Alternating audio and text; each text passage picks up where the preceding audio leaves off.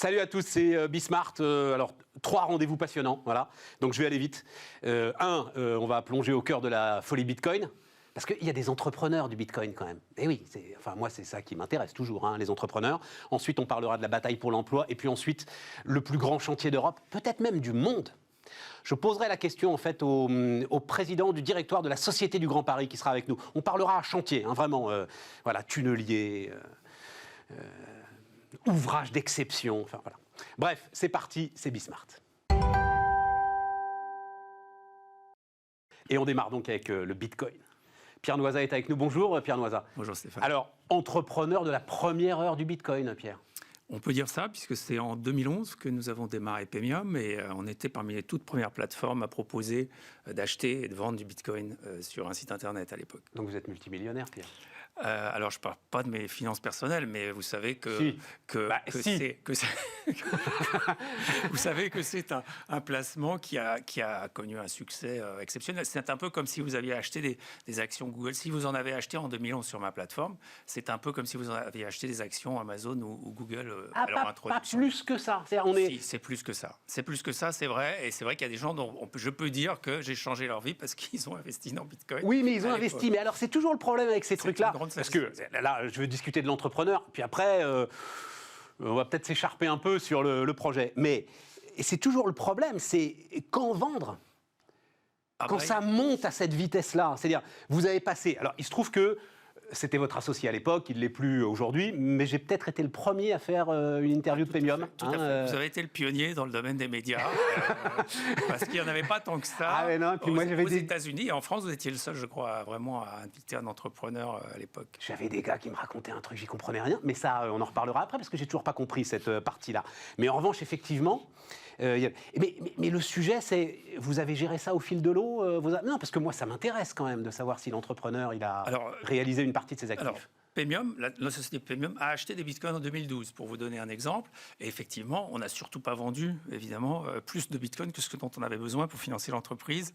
Et aujourd'hui, ça continue à nous financer, évidemment. C'est ça. Donc, c'est vrai que c'est un atout qu'on a eu, enfin, aussi une certaine clairvoyance, on va dire, pour acheter des bitcoins à l'époque. Mais Pierre, vous imaginiez, 2011, vous imaginiez 50 000 $ le bitcoin? Non, honnêtement, j'avais écrit en 2011-2012, Bitcoin, ça va valoir un jour 600 €. J'ai dû écrire un truc comme ça. C'est ça. Et à l'époque, je me disais, non, j'exagère un peu, mais je vais me lâcher, je vais écrire ça. et bon, effectivement, je l'ai écrit cet article en 2011. Et pour la petite histoire, j'ai dû mettre 6 mois à le publier parce que personne n'en voulait de l'article en question. Et ça a finalement atterri sur la newsletter d'une école que j'ai fréquentée, mais avec beaucoup de difficultés. C'est-à-dire que même en parler à l'époque, c'était tellement, je dirais, un peu extraterrestre comme invention, comme nouvelle technologie, que les gens soit n'y croyaient pas, soit ça les sortait vraiment de leur zone de confort. Donc finalement, on n'en parlait pas. Mais c'est le mot. Par quelques bouts qu'on prenne ce sujet, et on va aller après sur la monnaie, ça sort de la zone de confort. Et moi, il y a un truc qui me bluffe, le truc le plus dingue, ce qu'on ne peut pas retirer à la technologie Bitcoin finalement, c'est que ça tourne encore. Exactement. Et depuis 10 ans, avec un taux de disponibilité, comme on dit en informatique, de proche de 100%. Donc, c'est un programme qui a été écrit quelle année? On sait quelle année il a été écrit? Eh bien, écoutez, il a commencé à tourner en janvier 2009, donc il a été écrit forcément en 2008, quoi. Hein, donc c'est vrai que... et c'était les premières versions. Ça n'a fait que s'améliorer depuis, évidemment. Hein. Mais, et tout ce qui était écrit à l'époque se réalise, c'est-à-dire... Ah oui, il n'y a pas eu de faille technologique de sécurité, il n'y a pas eu de faille de gouvernance, puisqu'on a réussi à mettre à jour le logiciel au fil de l'eau pour l'améliorer, et il s'améliore chaque année. Ça explique aussi sa progression, bien entendu. Il n'y a pas que la spéculation, comme on l'entend parfois. Donc c'est vrai que c'est, du point de vue de l'ingénieur que je suis, c'est une réussite exceptionnelle. Je ne sais pas s'il y a un équivalent, en fait. Je réfléchissais à cette interview, je ne sais pas s'il y a un équivalent. Je ne pense pas, parce que... C'est le programme Apollo, enfin c'est des trucs comme ça. Non mais vraiment, c'est cette dimension-là dans le génie humain pour concevoir le truc. Je pense qu'on peut le dire, du point de vue de l'ingénieur en tout cas. Ouais, voilà. Après, ça touche aussi, comme vous le dites, à quelque chose de fondamental, parce que c'est la monnaie, et les gens ont un rapport à la monnaie qui est proche de celui qu'ils ont avec la religion. Non mais ça, on va en parler après. Restons sur l'entrepreneur. Par rapport aux autres cryptos, Bitcoin, enfin, est-ce que ça a une place particulière, un protocole particulier? Oui, tout à fait. Parce que bon, les autres cryptos, si vous voulez, moi je les ai vus arriver forcément, puisque en 2011, il n'y avait que Bitcoin. Alors on a vu arriver Litecoin, par exemple, qui est un pur clone de Bitcoin, qui s'est positionné, si vous voulez. Alors, le problème des altcoins, c'est qu'il y a des fausses promesses derrière. Alors par exemple, Litecoin, dont je peux parler, sa promesse dit Bitcoin c'est l'or et nous on va être l'argent. Vous voyez, quelque chose comme ça. Donc, sauf qui veut vraiment rien dire. Parce qu'on ne peut pas transposer l'aspect étalon monétaire de Bitcoin dans les monnaies métalliques. Il y a des analogies, bien entendu, parce que Bitcoin est aussi conçu comme un étalon monétaire. Il y a même des gens qui ont écrit des livres sur Bitcoin monétaire. Donc on peut dire que c'est un étalon monétaire, mais non, ça n'a pas les mêmes dire, mais vous pouvez essayer de le devenir. dire. Voilà, c'est un étalon monétaire en devenir. Et c'est vrai qu'il y a des analogies fortes avec la monnaie métallique, l'or, mais comme toute analogie, ça... D'ailleurs, là, j'ai vu, c'est 1 kilo d'or, d'ailleurs, un Bitcoin. Là. Il y a eu un moment là où ça s'est équilibré sur quelque chose. Oui, voilà, c'est ça. Le lingot d'or, oui, je crois qu'il y a des seuils psychologiques comme ça. J'ai vu que... Alors, Coinbase, c'est l'équivalent de Premium aux États-Unis. Alors, c'est l'équivalent de Premium aux États-Unis, mais avec les financements américains. C'est-à-dire que contrairement à nous qui avons levé, si vous voulez, de l'ordre de 1 million, enfin 3 millions si j'additionne tout ce qu'on a levé en capital ou en crédit, Coinbase a dû lever 800 millions. Mais voilà. Pierre, donc c'est la même chose, vous n'en avez pas besoin, mais avec un financement américain. Vous avez les bitcoins, vous n'en avez pas besoin. Vous avez raison, d'une certaine manière, on n'en a pas besoin. Et Bitcoin que vous avez acheté 10 centimes. Aujourd'hui, on a de la trésorerie, on n'a pas besoin de se financer pour la trésorerie. Par contre, ça donne des moyens quand on lève 800 millions. Si on me donne 800 millions, croyez-moi, je saurais les utiliser pour mouvoir Premium. Mais, je connais une entrepreneuse qui a des actions Apple à 7 $. Voilà, c'est quelqu'un de clairvoyant. Quelqu'un de clairvoyant. Vous achetez un bateau environ une action. Il y a de quoi faire avec. Bon, mais est-ce que vous gardez... Alors non, Coinbase, pourquoi j'en parlais? Parce que j'ai vu qu'il préparait une entrée en bourse avec une valorisation à 25 milliards de dollars. Oui, ça ne me surprend pas. Mais Premium aujourd'hui, c'est une... Parce que moi, c'est ça qui m'intéresse. Vous êtes précurseur, vous gardez des barrières à l'entrée, vous gardez des coûts d'avance, vous gardez... Enfin, vous voyez ce que je veux dire? Oui. Alors, vous pesez sur le trafic du Bitcoin aujourd'hui? Non, pas à l'échelle mondiale, il faut être honnête, non. En France, on représente un acteur significatif pour tous ceux qui préfèrent trader sur une plateforme. 170 000 comptes, vous on est plutôt à 220 000 maintenant. Ah, mais il faut mettre à jour les sites internet, les mecs. C'était peut-être à l'époque de la dernière. Non, j'ai été voir ce week-end. D'accord. On est en général assez prudent dans nos chiffres et on communique assez peu dessus. Mais aujourd'hui, on est plutôt à 220 000 comptes. Et c'est vrai que ça progresse chaque année. Et la techno progresse. Notre plateforme est de plus en plus performante aussi. Donc, on peut dire qu'on ne pèse pas peut-être sur le marché mondial, mais en France, on est le seul acteur place de marché en tant que tel. Il y a beaucoup de brokers qui utilisent des plateformes étrangères. Ouais. On est la seule infrastructure de marché, je dirais, basée en France et made in France. Donc ça compte, je pense. Et c'est vrai que c'est un peu notre spécificité. Ce qui fait que nous, qu'on est un peu unique, parce qu'on est aussi dans un environnement réglementaire en France qui est particulier. Comme vous savez, les Français ne sont pas les plus légers avec la régulation sur les services financiers. Il y a des places financières comme Londres et Luxembourg. Et donc, ça veut dire quoi? Ça veut dire qu'il faut que... Enfin, il y a tout un protocole on est très surveillé. De papiers à faire signer. On est très surveillé. Il y a encore des banques françaises, si vous voulez, qui déconseillent à leurs clients en leur écrivant de pas investir dans Bitcoin. Mais ça, elles ont raison, ça, Pierre. Mais on va en parler. Oui, c'est un conseil avisé, si vous voulez.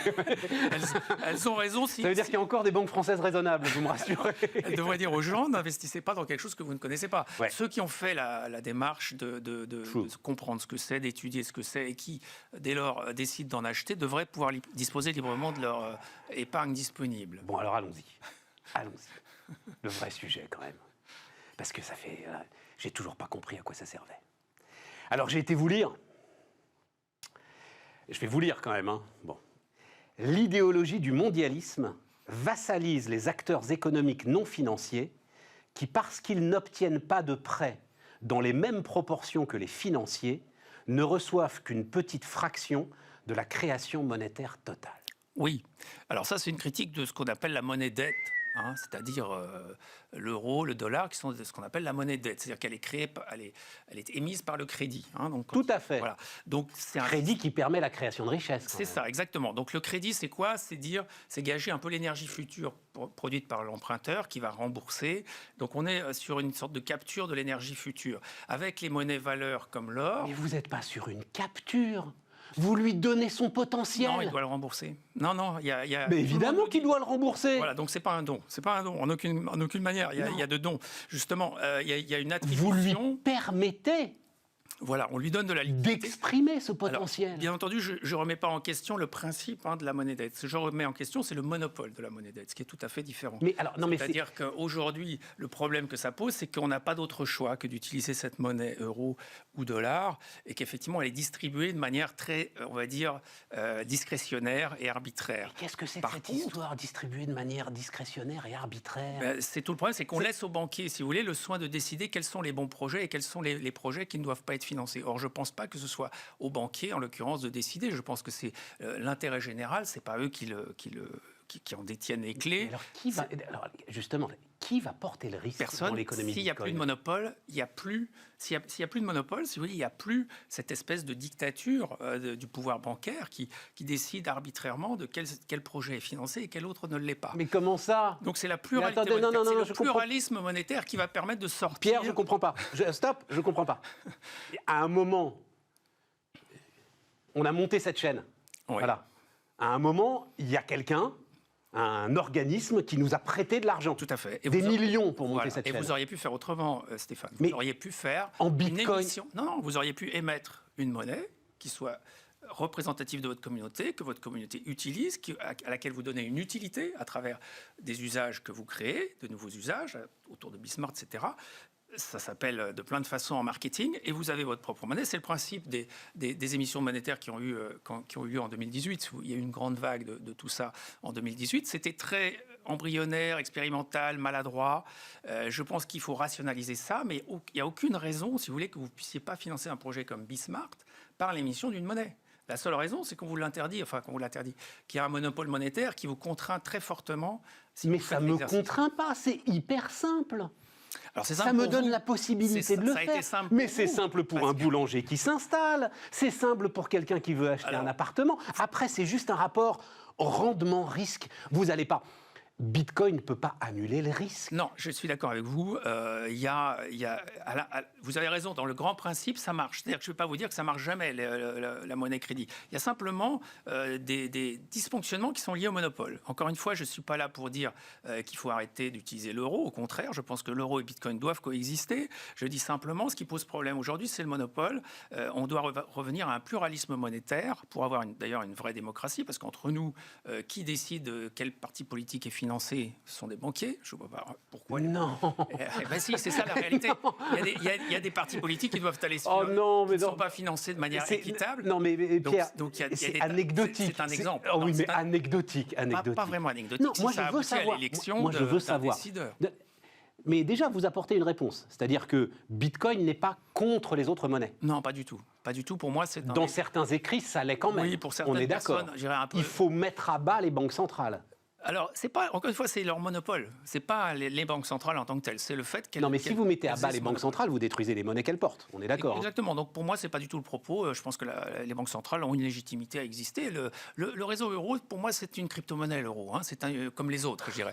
C'est ce qu'on appelle un stablecoin dans notre jargon, c'est-à-dire une monnaie qui est conçue pour assurer une inflation limitée, donc avec très peu de volatilité. Ouais. Ça, c'est le smart contract, si vous voulez, de l'euro. C'est le mandat, finalement, de la BCE d'ailleurs, c'est écrit. Tout à fait. Donc elle a une utilité, les stablecoins ont une utilité, tout à fait, c'est légitime, c'est utile, mais Bitcoin a une autre utilité qui est celle de service d'étalon monétaire. Donc effectivement, en ce moment, par exemple, de révéler la dilution de l'euro avec la création monétaire massive qui a lieu, qui explique la montée du Bitcoin, ce que moi j'explique comme la baisse de la valeur de l'euro, puisque je vois Bitcoin comme un étalon monétaire. Mais appuyé sur quoi ? Sur un réseau qui est un réseau mondial. C'est comme la même question. Je lis effectivement le dollar et tout, cette monnaie qui ne repose sur rien. 200 ans d'histoire, 2000 ans d'histoire monétaire, lever des impôts, la force d'un État, la force publique, les patrimoines publics. En France, 2000, 3000, 5000 milliards de patrimoine public. Aux États-Unis, je ne veux même pas chiffrer ça. Bon, ben voilà, c'est du sous-jacent, comme on dit. C'est du collatéral. Voilà. Alors, Bitcoin repose sur quoi ? Alors, Bitcoin, c'est clairement un réseau. C'est d'abord un réseau, donc un réseau informatique, c'est des machines, c'est du logiciel, c'est des gens. C'est exactement comme Facebook, si vous voulez. On peut avoir exactement la même question sur Facebook. Facebook, ça repose sur quoi l'action Facebook ou l'action Google? Il y a certes des revenus publicitaires, mais le sous-jacent, le collatéral, si les revenus publicitaires sont affectés, on revient à quoi? On revient à du logiciel, des machines, des gens. Oui, et ça, c'est exactement pareil. Le cours de bourse est corrélé au revenu, quand même. Alors, oui, jusqu'à un certain point. Jusqu'à un certain point, on est d'accord. Vous me dites collatéral, c'est-à-dire pour moi, c'est la valeur de réserve. Un peu pourquoi ça ne peut pas tomber à zéro, en gros? C'est ça un peu la question, puisque souvent, les gens disent oui, mais sa valeur peut tomber à zéro. Moi, je vous dis que non, parce que d'abord, il n'y a pas d'exemple qu'un réseau qui se développe sur Internet, un réseau peer-to-peer disparaisse. On ne parle pas, Pierre, on ne parle pas ensemble de la valorisation de Bitcoin. Ça, pour le coup, voilà. Et vous avez eu l'honnêteté de le reconnaître. C'est pas mon sujet. Mon sujet, c'est qui va porter le risque? Qui, à un moment, le crédit, encore une fois, c'est le vecteur de la création de richesse. Voilà, on va le dire comme ça. C'est un vecteur. C'est un vecteur.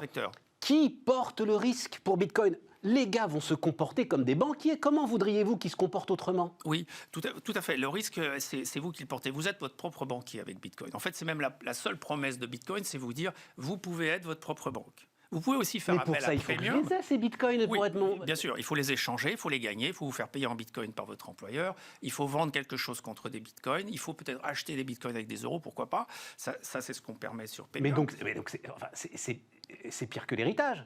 Non, c'est comme l'or. L'argent va à l'argent. C'est ce que je vous disais, c'est comme l'or. Vous pouvez avoir de l'or investissement, vous pouvez avoir un lingot, vous pouvez avoir Mais comment je pars de rien à ce moment-là avec Bitcoin? À partir de rien, je pense que personne ne part de rien. Enfin, si, avec le crédit. Alors, si, avec les banques. Avec le crédit. Alors, si on prend l'exemple des États-Unis où on prête de l'argent aux étudiants pour financer leurs études, certes, quand ils sortent de leurs études, ils peuvent emprunter, mais ils se sont endettés même avant pour avoir leur diplôme. Donc, partir de rien, aux États-Unis, on a des gens maintenant qui partent avec une dette dans la vie professionnelle. Donc, c'est vous dire que c'est pas Bitcoin qui change ça. Ça, je suis d'accord.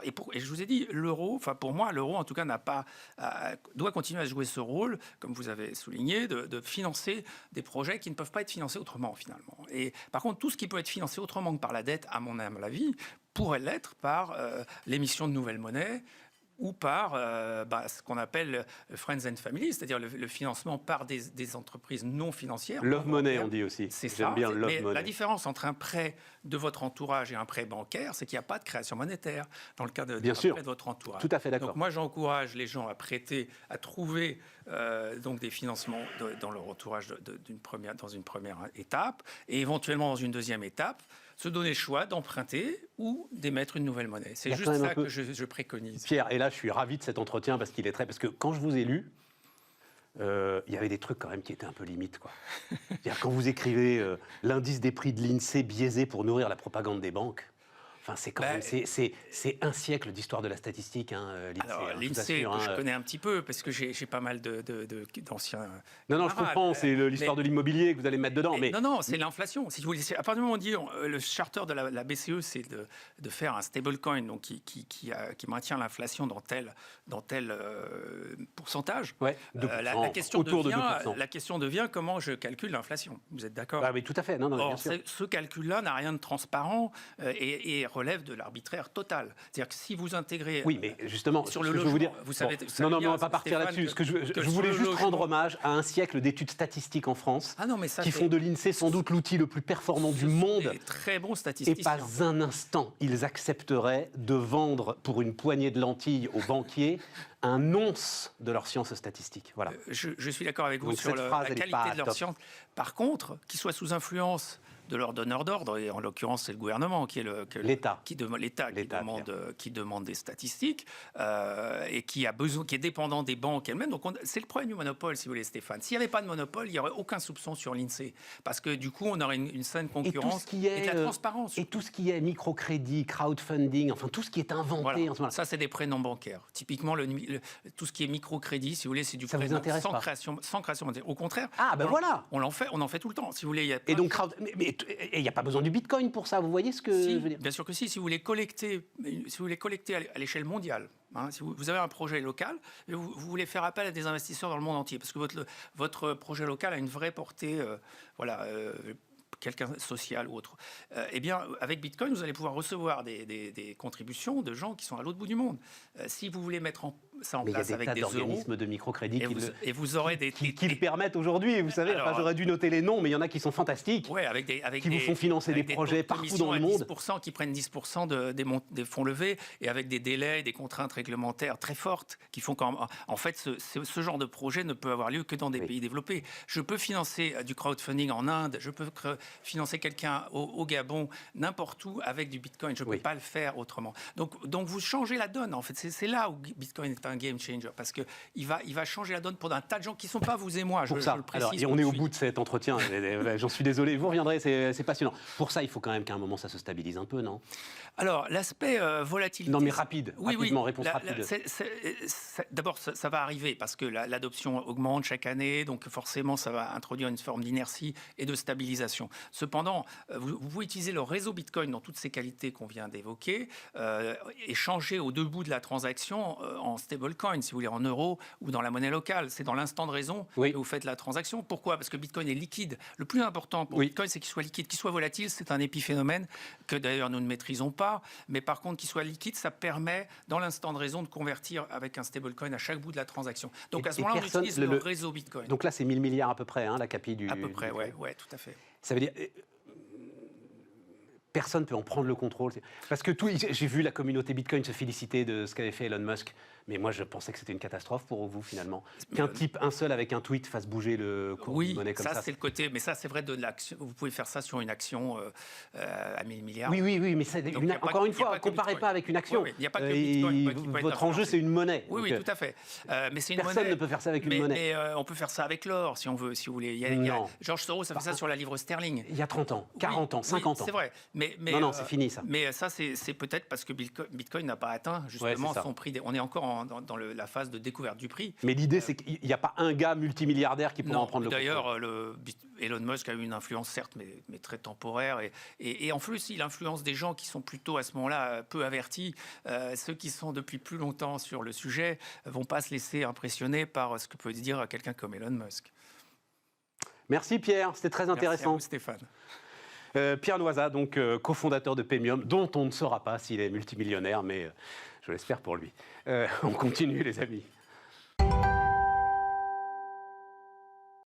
On repart, les amis, on repart donc avec bataille pour l'emploi. Ça, c'est la thématique de toutes les thématiques. Philippe Lamblin est avec nous. Bonjour Philippe. Bonjour. Qui vient nous voir régulièrement, qui va continuer à nous voir régulièrement. Il fait énormément de choses, Philippe Lamblin. Et parmi la masse de choses... Le retraité le plus actif de France. Et t'es retraité, là Oui, c'est ça. Voilà. Comme Stéphane Saunier. Mais je suis pas retraité, moi. Ah non. Non, it's a joke. Non, je suis pas retraité, pas encore. Ah, je peux te dire, le jour où je le suis, je sais pas si... Mais non, c'est pas possible. Parce que la découverte de l'oisiveté, c'est quand même un truc formidable. Mais ça, c'est la mauvaise définition de la retraite, si je peux me permettre. C'est rebondir sur autre chose. Et puis moi, la société... Mais pourquoi un mot... alors vas-y, je t'ai coupé la parole au moment le plus important. Comment nous, qui sommes des nantis, qui avons tout eu, on pourrait se dire, bon, maintenant c'est bon, quand on fait du golf 24-24, je sais pas le faire. Peut-être que d'autres savent le faire. Moi, j'habite dans une région où il y a 6 millions d'habitants, il y a un taux de chômage qui dépasse l'entendement, on s'est bien battu avant le Covid, ça replonge, alors on le voit pas bien. Non, attends, on va y venir, ça, mais tu crois que c'est les fameux baby-boomers, t'es dedans, hein. Moi je suis juste à la limite, voilà. Mais il y a une forme de devoir de rendre à la société tout ce qu'elle nous a donné, tout ce qu'elle vous a donné. Non, d'abord, il y a une forme pour être en santé, il faut être actif. Article 1. D'accord, je suis désolé, tu prends une paire de charentaises, tu regardes la télé, tu vas pas la regarder longtemps, ton avenir c'est le sapin. D'accord? Et moi, c'est limpide, ce truc-là. C'est le sapin, mon pote. Ben oui. À la fin, oui. En forme ou pas en Alors, forme. reculons la fin. 2, on vit dans une société. Et quelque part, si on n'est pas capable de voir ce qui se passe autour de nous, ben, il faut mettre la tête dans le sable et puis aller faire le mariole. Excuse-moi, c'est pas mon truc. Alors, je respecte parfaitement ceux qui le font. Je suis pas là pour juger. Et je trouve qu'en s'engageant, on arrive à faire bouger des lignes. Je suis engagé aujourd'hui bénévolement autour d'un préfet de région, d'un président de région et d'une rectrice d'académie. Délégué aux emplois des Hauts-de-France. Oui. C'est quoi alors le truc? C'est comment ça marche? À quoi ça sert? Mais tout simplement, le président de région, le préfet et la rectrice, mais monsieur Lamblin, on ne comprend pas, il y a plein d'emplois. À pourvoir, on n'arrive pas à les pourvoir. Emploi non pourvu. 2. c'est quand même bizarre. On a des EHPID, personne ne sait ce que ça veut dire. Un EHPID, c'est un centre qui permet d'accueillir des jeunes très en rupture pour leur donner un vrai métier. Établissement public. Oh là, je ne saurais même pas dire ce que ça veut dire. D'accord, un EHPID. T'as raison. D'accord. D'accord. Il y en a 4 dans la région, 650 places. Il y a à peu près 200 places de vacantes. On marche sur la tête. Et qu'est-ce qui se passe dans ces EHPID? Eh ben donc on prend des jeunes qui sont en rupture et Quel on âge, leur à peu près propose 18-25 ans. On leur donne 300 €. On leur apprend, s'ils le veulent, à passer le permis de conduire. On leur trouve une formation qui va leur aller et on leur apprend les règles de la société. Il faut se lever le matin. On est en pension pendant 7-8 mois. Et puis après ça, la majorité d'eux ont un vrai job. Génial. J'ai dit, mais vous devez avoir des listes d'attente. Eh non, on remplit pas. Ouais. Et je pense qu'on est là sur un des problèmes cœur qui est la communication. C'est qu'il y a plein de choses qui existent. Comment vous expliquer qu'un lycée professionnel à Chauny, qui fait de la plasturgie, ne remplit pas son CAP? Ah non, mais la plasturgie, ça a mauvaise réputation. Vous rigolez? On est en train de faire de la plasturgie qui va à zéro déchet. Non, je pense que quelque part, il y a vraiment, entre l'offre et la demande, quelque chose à faire. Alors, je suis un peu le fou du roi là-dedans, parce qu'il y a des grosses institutions. Monsieur, qu'est-ce que vous représentez? L'émission locale. Non, tous les gens, ils viennent de passer de 130 millions d'aides de l'État à 500 millions. Mission locale, attends, c'est où ça? Mission locale, ça se met où dans ton... Alors, une mission locale, c'est une institution... C'est quoi? C'est Pôle emploi? C'est Pôle emploi. C'est Pôle emploi. Et faire en sorte que les jeunes qui sont totalement en rupture viennent là dans un espèce de sas avant de repartir à l'emploi. Alors, à côté, il y a aussi Pôle emploi. Et ça peut être ta mission locale qui va combler les places vacantes dans tes EHPID, par exemple? J'espère bien. Ouais, voilà, j'espère bien. Sauf qu'à la réunion qu'on a proposée, ils n'étaient pas disponibles. C'est quand même étrange. Je trouve que quelque part, et je ne veux pas les critiquer parce qu'il ne faut pas non plus jeter l'anathème, ils sont très nombreux, ils sont là pour s'occuper de gens très en rupture, pour les amener à du boulot. Mais je pense que si on ne travaille pas ensemble, l'éducation nationale, Pôle emploi, ces gens-là, les missions locales, Proche emploi, qui est un dispositif particulier dans la région des Hauts-de-France. Proche emploi. Proche emploi, c'est encore un autre dispositif. Oui. Alors, on meurt de dispositifs. Mais la va. Voilà. Mais comment oui. et le patron, il me dit bon, c'est gentil tout ça, hein, mais je cherche quelqu'un. Je prends une illustration. Ouais, mais elle est parfaite cette phrase. Le gars, moi j'ai juste besoin de quelqu'un pour faire le cariste demain, quoi. Je prends l'apéro avec un pépiniériste du coin. Il dit Monsieur Lamblin, j'ai 5 mecs, j'en veux un 6e, je perds des marchés tous les jours. Aidez-moi. Je dis, vous avez qu'à aller à Pôle emploi. Mais j'y vais, je décroche les petites offres qu'il y a là, ou les demandes, je convoque des gens, c'est pas ce qui est écrit, ou le type dit, non, j'ai plus envie. Alors j'ai dit, mais on va trouver la solution, j'appelle la patronne régionale de Pôle emploi. Elle me dit, dans 2 jours, tu as la solution. 2 jours après, il l'avait. Circuit court, segmentation, précision du truc, et là, je vais aller les interviewer. Et le type, il dit, ouais, j'ai repris des marchés. J'ai un jeune qui est super content. Et puis, il me dit, je m'en fous. Le tout, c'est qu'ils ne confondent pas une tulipe et une rose, quoi. Après, je me débrouillerai. J'en ferai mon affaire. Je veux juste qu'il ait envie. Alors, ce que je veux dire par là, c'est que les gens qui s'occupent de l'emploi, ils font leur job. Je ne suis pas en train de les critiquer. Je crois aussi, je les ai croisés il y a quelques mois. Jean Basser, c'est un type qui croit c'est de commerce. C'est le patron de Pôle emploi. Oui, c'est le patron national de Pôle emploi. Il y a des directions régionales, il s'arrache la tête avec ça. Mais bon sang, bonsoir, que l'on travaille ensemble et que l'on soit capable d'être agile et de trouver des solutions immédiates. Autre exemple, Bridgestone, Béthune. Ouais. 850 mecs sur le carreau. Alors, heureusement, les Japonais, ils ont donné un peu de pognon. Sauf qu'en donnant 50 ou 100 000 euros à des gens, ils n'ont peut-être pas envie de se remettre demain matin au travail. Or, s'ils ne se mettent pas au travail dans les mois qui viennent, c'est mort. Parce qu'ils n'auront plus pris Alors l'habitude. ça, c'est un truc, pour le coup, moi-même, j'en avais pas conscience, Oui. qui m'a effectivement été expliqué à Pôle emploi. En fait...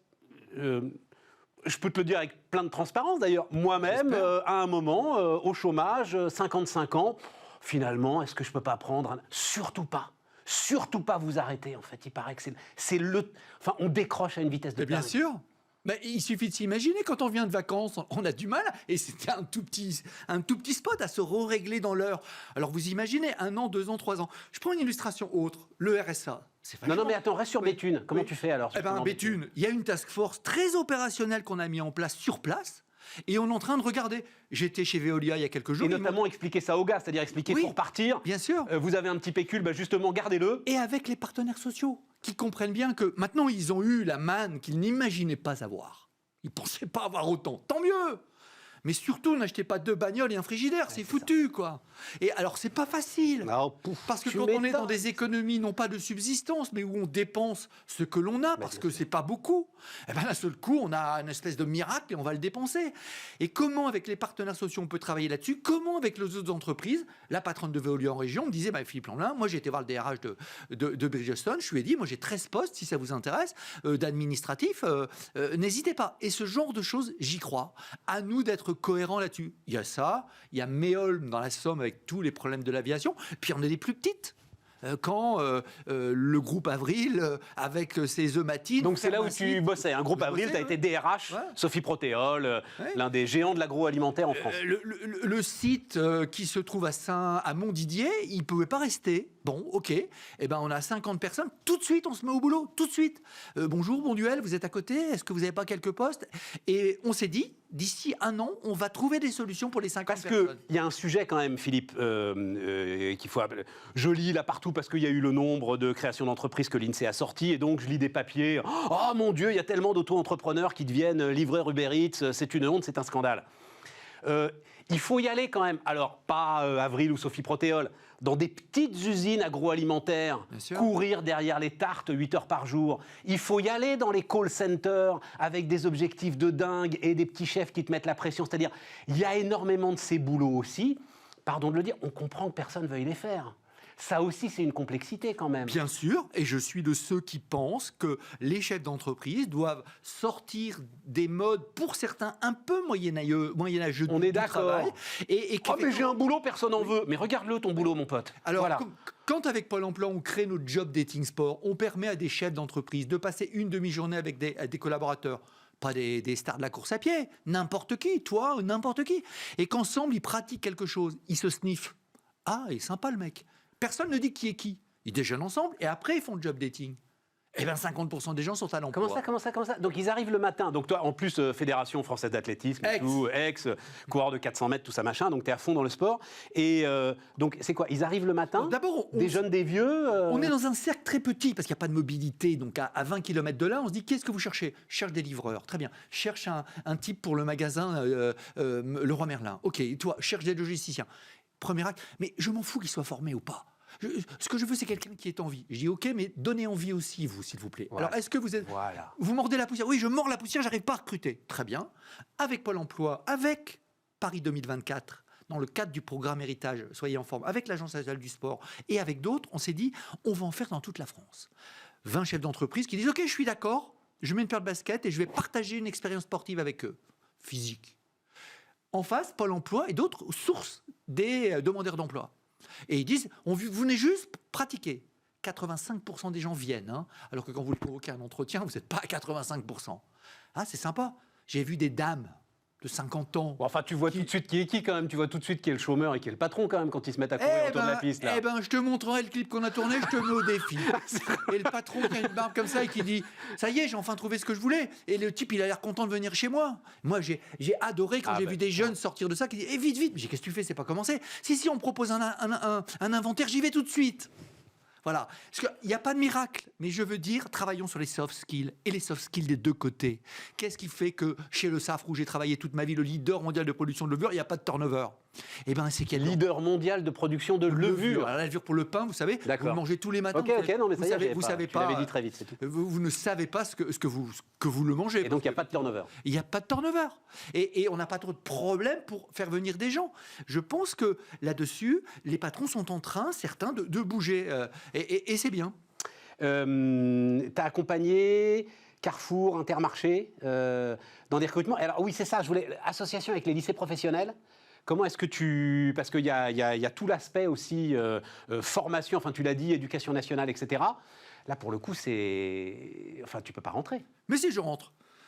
Moi, je rentre toujours où c'est interdit. D'accord? Article 1. 2, tu ne peux pas toucher à la pédagogie. C'est un espèce de dogme absolu. C'est pas question de toucher à la pédagogie. Quand on a un lycée professionnel à Hénin-Beaumont, Marina Baie des Anges, au milieu des terris, dans le bassin minier, qui remplit ses formations de chaudron. Quand vous prenez l'autoroute du Nord, parce que ça, c'est un truc qui m'a marqué, c'est le premier, en fait, des vrais grands terris du Nord, c'est Hénin-Beaumont. Et ensuite, vous avez la rocade minière. Et la rocade minière, si vous voulez prendre la mesure de ce qu'a été la désindustrialisation de la France, bah, vous la faites jusqu'à Avion, jusqu'au bout, quoi. Jusqu'à Denain, c'est au bout, c'est Denain. Oui, ça, oui, ouais, voilà. ça va d'un côté vers Valenciennois, de l'autre côté vers Béthune. Voilà. Et ce garçon qui dirige un lycée professionnel s'est mis dans la tête de remplir ses formations. Et il a trouvé la clé. Chaudronnier, bon non, chaudronnier, ça intéresse personne. Sauf que si vous prenez un garçon de 4e et que vous l'emmenez, non pas dans un autobus, on va vous expliquer des trucs, c'est des gens qui font la chaudronnerie d'Assaut Aviation et d'autres plus petits. Et que le garçon, il peut parler avec les gens. Et que les gens disent, monsieur, moi je gagne 2000 ou 2500 euros par mois. Ah bon, c'est ça, chaudronnier? Mais ma mère, elle m'a pas dit ça. Ma mère, elle voulait pas. Eh bien, le type, il est à guichet fermé. Invitez-le ici. Ce type, c'est un apôtre des temps modernes. Ah, mais on va le faire, on va le faire, on va Voilà. le faire. Alors, quand je vois ça, je me dis, il n'y a rien d'impossible. Donc, on était au chevet d'un autre lycée professionnel il y a peu de temps, avec évidemment la bénédiction de la rectrice. À Chauny, ils font du plastique et ils disent on ne trouve pas en CAP. Je suis sûr qu'on va trouver. Alors, le garçon dont je vous parle, d'Hénin-Beaumont, il a 1000 entreprises en portefeuille, des toutes petites, des plus grosses. Alors, il fait la chaudronnerie, mais il fait également d'autres choses. Tu veux dire le patron du lycée professionnel? Le lycée professionnel. Donc, ils travaillent ensemble. L'entreprise, le lieu de formation, mais les CFA, c'est pareil. Les centres de CFA, formation d'apprentis. Voilà. Alors là, c'est un peu autre chose. C'est des apprentis. Oui, ces gars-là, ils savent déjà ce qu'ils vont faire, les apprentis. C'est une dimension... Excuse-moi, dans le lycée professionnel, le garçon qui vient, qui fait de la métallurgie ou qui fait de l'hôtellerie, c'est qu'il a envie de faire des choses comme ça. Et je suis très heureux d'avoir réussi, entre guillemets. Une fois sur deux, la moitié du temps, il se retrouve là parce qu'il ne peut pas aller ailleurs. Oui, mais justement, ça change parce qu'il commence à avoir des choses intelligentes de fait et on remplit certains... Bon, Philippe, on est au bout, malheureusement. Et le RSA bah oui, bah, la prochaine fois, on parlera du RSA jeune. On en a parlé hier avec Olivia Grégoire, ça ne bougera pas, c'est catégorique. Ouais, moi, je dis simplement une chose là-dessus parce qu'on n'a pas beaucoup de temps. N'oubliez jamais que sur le RSA, malheureusement, d'abord, plein de gens qui sont dans la merde, il faut essayer de les aider et entre autres, ça les aide. 4 ans. La moitié des personnes qui sont au RSA sont toujours au RSA, 4 ans après. Il faut vraiment se poser la question d'une dynamique du type « je te propose un projet et je te donne de l'argent ». Pas « je te donne de l'argent et après on va s'occuper du projet ». Bon, mais on reparlera de ça, c'est un vrai profond débat. Non, moi, juste le truc, un par un, quoi. Parce que tout ce que tu viens de nous décrire, c'est un par un. Je ne sais pas si c'est un par un. Non, mais c'est un par un, voilà, et donc il... voilà, si tu peux un par un, c'est-à-dire si tu peux en faire 100 dans l'année, bah, il en faut à peu près. Voilà, c'est du cousu humain. Il en faut à peu près 10 000 pour toi, comme toi, pour qu'on en sorte, quoi. Donc au boulot, les mecs. Le Grand Paris, tout de suite sur Bismart. On termine, les amis, donc, avec Thierry Dallard qui est avec nous. Bonjour Thierry Dallard. Bonjour. Le président du directoire de la Société du Grand Paris. J'ai écrit le plus grand chantier d'Europe, Thierry. C'est pas le plus grand du monde, même. C'est certainement le plus grand chantier d'Europe. C'est probablement le plus grand chantier du monde. Mais vous savez, on n'a pas forcément les chiffres dans tous les pays qui développent des métros. Mais je pense qu'on n'est pas loin d'être effectivement les premiers au monde. Mais chantier de métro, même chantier tout compris, non? Chantier tout compris. C'est pas simplement un chantier de métro, c'est un chantier urbain. Ouais. Et effectivement, le métro est souvent ce que j'appelle l'arbre qui cache la forêt, parce que effectivement, 200 km, ça semble tellement grand. C'est l'équivalent du métro qui est dans Paris, donc ça marque les esprits. Mais derrière le métro, il y a 200 km de ligne. 200 km de ligne. Là-dessus, il y a combien de kilomètres de tunnels Oh, il y a 95% de tunnels. Ah oui, voilà, c'est ça, parce que j'avais lu, moi, 200 km de tunnels, c'est ça, on n'est pas très très loin, quoi. On n'est pas très très loin. Et qu'est-ce qu'il avait dit, le Premier ministre, à un moment? Il avait dit qu'en fait, il n'y avait pas assez de tunneliers en Europe. En fait, au début du quinquennat, le Premier ministre avait effectivement émis quelques craintes sur les tunneliers. En fait, ce n'est pas tant les machines elles-mêmes qui posent un problème. Parce que vous savez, nous avons un fournisseur allemand, Irrknecht, qui en fabrique à peu près 80 par an. Donc vous voyez à peu près la force de production. Là, le record, ça a été l'an dernier. Nous avons eu 20 tunneliers qui creusaient en même temps. Mais en fait, le problème, c'est pas les tunneliers, c'est les hommes et les femmes qui les font marcher. Ah, c'est ça. Parce qu'un tunnelier, c'est une petite centaine de techniciens, d'ingénieurs qui sont là 24 heures sur 24 pour le faire fonctionner, pour l'entretenir.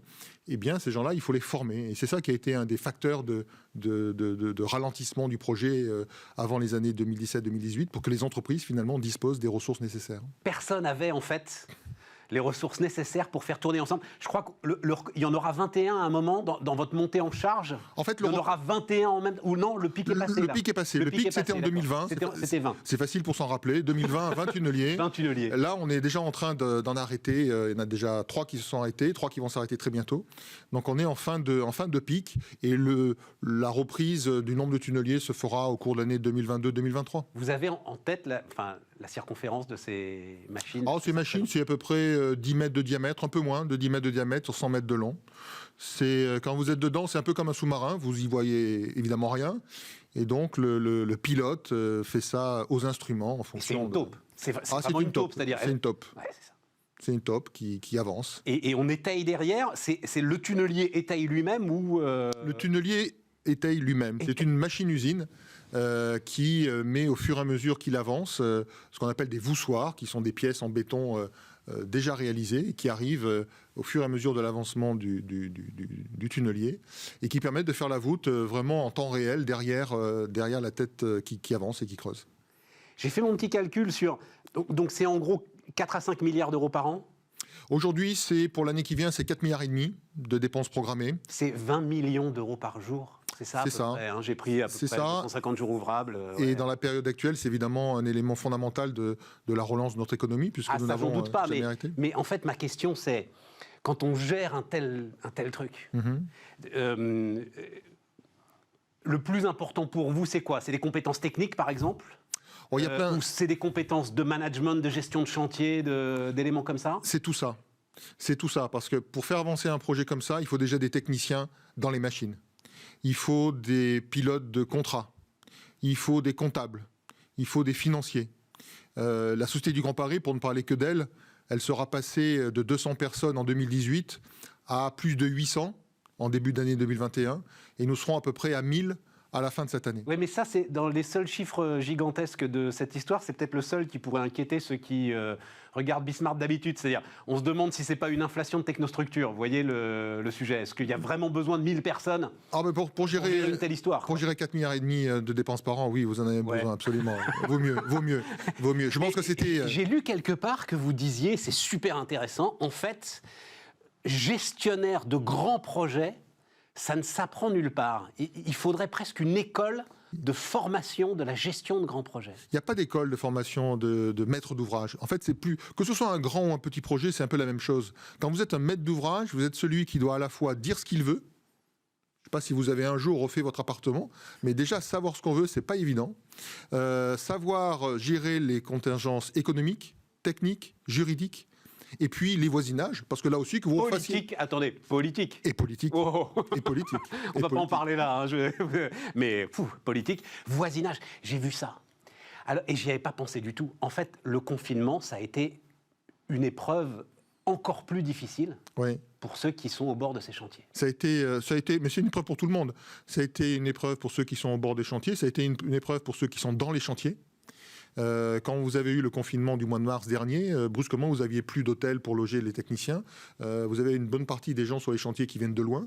Ils n'avaient plus la possibilité, pour ceux qui venaient d'autres pays européens, de franchir la frontière. Et puis quand enfin tout ça a pu se régulariser, il a fallu apprendre à travailler différemment en gérant le geste contact sur un chantier. Donc ça a été difficile. Vous avez une idée, comme vous mesurez tout, et c'est vrai que c'est un des grands trucs, le surcoût imposé par les normes sanitaires. Dans le bâtiment, ils disent en fait, ça dépend des chantiers, ça peut aller de 10 à 20%. C'est très difficile. C'est très difficile, et la crise n'est pas derrière nous encore. C'est-à-dire qu'aujourd'hui, quotidiennement, les entreprises se battent pour revoir l'organisation, parce que vous avez un cas contact, vous avez quelqu'un qui a été déclaré positif, donc il faut revoir les équipes. Donc aujourd'hui, c'est une instabilité supplémentaire. Et comme j'imagine, il y a des effets de domino, tout se tient. Tout se tient. Ouais, c'est ça. Donc aujourd'hui, moi je salue le travail des entreprises, parce que depuis cet été, on a... rétabli l'avancement normal. On n'a pas repris du retard depuis l'été dernier. Mais c'est un travail particulièrement harassant et qu'elles font avec engagement. Mais je veux en revenir aux particuliers. En fait, c'est une de mes questions. Est-ce que vous êtes en train, sur un tel chantier, est-ce que vous êtes en train d'inventer des solutions qui serviront aux travaux publics? Vous voyez, c'est un peu aller sur la Lune quand même, ce que vous êtes en train de faire. Et on sait que derrière, il y a des retombées sur l'ensemble de la chaîne aéronautique, par exemple. Est-ce que vous êtes en train d'inventer des solutions? Alors sur la chaîne aéronautique, je ne saurais pas vous dire. Non, je parlais Mais en de revanche- mon association avec la Lune. Mais en revanche, oui, il y a de nombreuses innovations. On a innové en fabriquant ce qu'on appelle une météo des chantiers qui donne, en fonction de l'activité, des informations aux riverains sur les conditions de nuisance sonore que le chantier va générer. C'est important si vous Donc voulez. les gars, au début de la semaine, ils savent. Vous avez à peu près l'activité et les conséquences sur le bruit. On a utilisé, vous évoquez d'aller marcher sur la Lune, on n'est pas allé jusque-là, mais on utilise des techniques satellitaires pour mesurer la déformation du terrain quand un tunnelier vient de passer, pour s'assurer que les choses se passent bien et être capable de mesurer éventuellement un début de désordre qu'il faudrait évidemment immédiatement remédier. Ouais. Donc effectivement, le projet nous a amené à inventer de nouvelles technologies ou de nouveaux mises en œuvre de ces technologies existantes. Nous travaillons sur des solutions de béton bas carbone pour limiter là aussi l'impact, y compris pendant la construction des gaz à effet de serre, des gaz émissions à effet de serre. Mais ça, ce sont les industriels des matériaux qui Ce travaillent sur ces sont solutions, nos mais maîtres d'œuvre, en fait, les entreprises, Ils servent de la masse du chantier pour innover. ouais, c'est ça. Pour innover. Il y a toujours des endroits où on peut essayer de faire des tests, où on peut essayer d'avancer, où on peut être en méthode test and learn sur un truc aussi gigantesque. Et je suis convaincu que les prochains marchés que nous allons attribuer dans les mois qui viennent, puisque nous avons encore à peu près 10 milliards de marchés à attribuer d'ici les élections présidentielles, pour vous donner l'ordre de grandeur. Sur quoi? C'est 38 milliards, je crois, les derniers chiffres. Alors c'est en valeur 2012, c'est 35 milliards. Ouais. Mais si on raisonne en euros courants, puisque à la fin, c'est pas des euros 2012 qui sont dépensés, c'est les euros de l'année en cours, vous êtes aux alentours de 43 milliards à peu près. C'est ça. Sur 25 milliards au départ. Hein. Voilà. Et ça, c'est la vie des grands projets. Et je pense surtout que les chantiers qui vont être réalisés dans les 5 ans qui viennent ne seront pas réalisés comme ceux qui ont été faits jusqu'à présent. Parce qu'il y a eu une courbe d'apprentissage. Parce que vous savez, quand le premier chantier a commencé, on n'avait plus fait de métro depuis 1995-1998. Ça faisait longtemps quand même. Vous savez à quoi ça me fait penser? Furieusement, ça me fait penser à Areva qui recommence à construire un réacteur nucléaire. C'est exactement la même chose. Alors qu'ils n'en ont pas construit depuis 20 ans. C'est exactement la même chose. Je pense que les industriels, l'ingénierie a dû réapprendre à grande échelle à faire des projets aussi complexes au tout début de l'histoire du Grand Paris Express. Et ce savoir, j'en suis convaincu pour échanger assez souvent sur les chantiers avec les entreprises, va être particulièrement intéressant pour améliorer la suite jusqu'à la fin complète en 2030. Mais même intéressant, c'est-à-dire que... En coût et en délai. Oui, mais vous créez aussi une sorte de précédent à l'international. C'est-à-dire ça va être... savoir-faire. Et de savoir-faire. Ah bah oui, ça va être une carte de visite passionnante pour ces entreprises que de dire j'ai participé à ce chantier. Oui, et je pense que le projet de métro tel qu'on le réalise, il répond aussi à tellement d'enjeux de notre siècle. Lutter contre les gaz à effet de serre, reconstruire la ville sur la ville. On dit beaucoup, il ne faut pas aller construire sur les terres agricoles, sur les terres naturelles. Évidemment, il vaut mieux reconstruire la ville sur la ville, mais c'est compliqué, c'est cher. Et le métro, il va nous permettre ça. Ah oui, et puis vous parlez à un banlieusard, né en banlieue, grandi en banlieue, etc., désenclavé. C'est le désenclavement. Désenclavé. C'est la révolution que vous allez apporter, ça, pour le coup. Ça. Mais, alors, et justement, d'ailleurs, là-dessus, les taux négatifs sauvent une partie du chantier, c'est-à-dire, vous émettez, et vous avez émis, je crois récemment, des obligations vertes, green bonds. Alors ça, c'est un marché... Nouveau, mais sur lequel il y a peut-être 100 fois plus de demandes que d'offres. Très prometteur, très prometteur. Oui, voilà. Donc j'imagine que ça s'est placé à des taux qui sont des taux finalement très, très intéressants. Les dernières émissions obligataires de l'an dernier se sont traitées à peu près à 60 points de base, 0,6% pour 50 ans. Donc ça vous donne effectivement, alors que nous étions initialement sur des prévisions à 3,5. Un peu plus court, vous pouviez mettre à taux négatif pratiquement. Il fallait aller à 10 ans. Et vous savez, voilà, c'est ça, fallait aller à 10 ans. Notre enjeu, c'est quand même d'avoir une dette la plus longue possible. Et puis les conditions sont quand même assez exceptionnelles. Il faut en profiter. Ça change un peu la donne, enfin, la façon dont vous gérez l'ensemble de cette histoire. Parce que c'était quand? C'était il y a 2-3 ans, il y a eu une pression financière sur ce chantier. Et ça permet de l'alléger totalement, en fait. Oui, ça permet effectivement... de dire on va aller au bout de cette histoire. Ça permet effectivement de répondre à deux soucis. Un souci qui avait été exprimé en 2017 par la Cour des comptes, qui s'était inquiété qu'on ait une dette qu'on n'arrive jamais à rembourser. Je dirais, les conditions de financement d'aujourd'hui nous permettent de sécuriser le projet à minima jusqu'à la fin du prochain quinquennat, 2027. Les conditions de financement, elles sont politiques de toute façon. Les conditions de financement, elles dépendront à un moment ou à un autre des taxes que nous, contribuables, nous voudra bien payer ou... non, parce que là ce que je vous dis, c'est à taxe constante. C'est-à-dire au niveau de taxes actuelles, sans augmenter les taxes, je dis bien sans augmenter les taxes. C'est un enjeu pour vous, ça? C'est un enjeu pour le projet, oui. C'est un enjeu pour le projet de pouvoir effectivement le mener à bien jusqu'à son terme. sans avoir effectivement à revenir vers le Parlement et à augmenter la fiscalité. C'est absolument essentiel. Il y avait, je crois que c'était Gilles Carrez, gardien intransigeant de la finance publique, Gilles Carrez. Hein. Enfin, vous connaissez forcement Gilles Carrez. Bien sûr, bien sûr. C'est un des grands pères du modèle de la Société du Grand Paris. Et qui avait dit, et moi, je trouve que c'est intéressant. Donc, ça s'appelle externalité positive en économie. C'est-à-dire, l'ensemble de ceux qui profitent parce qu'ils habitent là, de ce qui va surgir de terre, du désenclavement, etc. et tout, tiens, une petite taxation sur leur immobilier. Et j'ai vu que vous disiez, moi, je ne veux pas parler de ça, mais globalement, ce n'est pas une bonne idée d'en rajouter. Enfin, c'est... Ouais, je sais pas, c'est toujours pourquoi rajouter de la fiscalité quand on peut ne pas en rajouter. Je pense que c'est quand même toujours une donnée macroéconomique importante. Parce que c'est de l'enrichissement sans cause. Voilà, parce que si on peut faire de manière économique, pourquoi s'en priver? Oui, non, mais... on peut gagner de l'argent sans priver. Je pense que c'est pas parce que nous sommes un établissement public qu'on ne doit pas à la fois chercher des économies et à la fois gagner de l'argent quand on peut le faire. Encore une fois, je pense que les conditions économiques du moment sont extraordinaires. Et elles sont extraordinaires pour baisser les coûts, ce que nous faisons, mais aussi extraordinaire pour sécuriser le projet. Et ça, je pense que c'est important pour tout le monde, pour les élus, pour les entreprises, et puis pour toutes celles et ceux qui vont demain investir dans les quartiers de gare.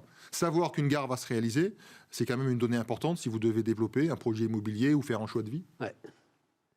Oui, ça c'est sûr.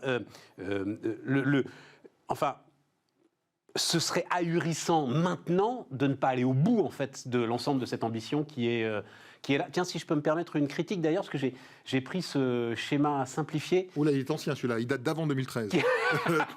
Ouais, mais alors le vôtre, non, mais alors le vôtre sur votre site, il est bien foutu, mais alors il est pas justement, il manque de couleurs, il manque de, vous voyez ça. Mais je crois qu'à l'époque, je crois que c'est en 2013. Que le choix a été fait par le gouvernement d'abandonner les couleurs pour donner des numéros comme les lignes du métro parisien. Oui, mais on peut garder les deux. Voilà. Oui, mais du coup, il y a des choses qui sont pas exactement comme elles se feront. Qu'est-ce qui va pas sur mon... Parce que j'ai essayé de comparer par rapport... C'est des détails alors, hein, parce que les lignes sont grossies, hein, il n'y a pas tout, hein, mais les lignes sont grossies, voilà. Sur quel point est-ce que ça... Là, vous avez l'impression que, par exemple... Il ne va pas jusqu'à Charles de Gaulle, alors qu'il y va. Voilà. Alors qu'il y va. Non, mais ça limite, c'est pas très... Non, là, vous avez l'impression que, par exemple, quand vous venez de Nanterre ou de la Défense, vous pouvez aller directement à Clichy-Montfermeil sans changer. Alors qu'en fait, le métro qui va venir de Nanterre à Saint-Denis-Pleyel, il va naturellement continuer jusqu'à Bobigny et aller jusqu'à Champigny. Tiens, ça a été un des défis, par exemple, auquel il a fallu renoncer, c'est construire sous le parvis de la Défense. Je crois qu'au départ... Il y avait l'idée de construire sous le parvis de la Défense. Il y avait la première solution qui avait été envisagée était de construire la gare de la Défense sous le centre commercial des 4 Temps. Ah voilà, c'est ça. Et c'est effectivement très compliqué. C'est peut-être 5 à 10 fois plus compliqué que la gare que la SNCF réalise aujourd'hui sous le CNIT pour réaliser la gare de Éole. Et donc ça a été effectivement un choix que nous avons fait de chercher une solution moins compliquée. J'ose pas dire plus facile, tellement faire un métro, c'est toujours compliqué, mais n'empêche moins compliqué que celle qui consistait effectivement à réaliser quelque chose. En se décalant de quelques centaines de mètres, en fait. À peine 120, 130 mètres, en le mettant un petit peu plus au sud-est. C'est fascinant. Alors, quand même, vous le dites, vous avez donné le chiffre là, des appels d'offres qui restent aujourd'hui à lancer. Comment est-ce que vous garantissez, enfin, je crois que dès le départ du projet, il y a eu une idée, OK, on a Vinci, Bouygues Eiffage, c'est très bien. Mais il faut essayer d'agréger. Je crois qu'il y a combien ? Il y a 1000 fournisseurs aujourd'hui autour du chantier. Il y a 1000 fournisseurs avec lesquels nous sommes en contrat.